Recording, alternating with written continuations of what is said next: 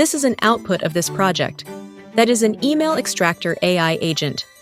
This AI agent log into your Gmail account and retrieve emails information and store them into database.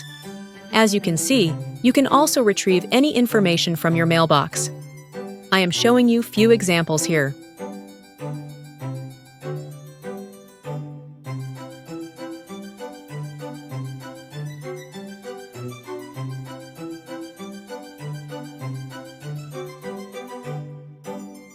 First of all, you need to install dependencies.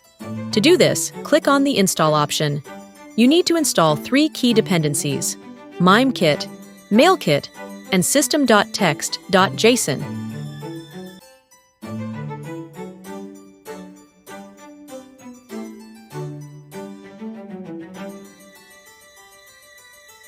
Now, I will explain the program flow within this virtual environment. We will also use 5 key variables in the process: mailbox, mail count, email, password, and the IMAP client variable.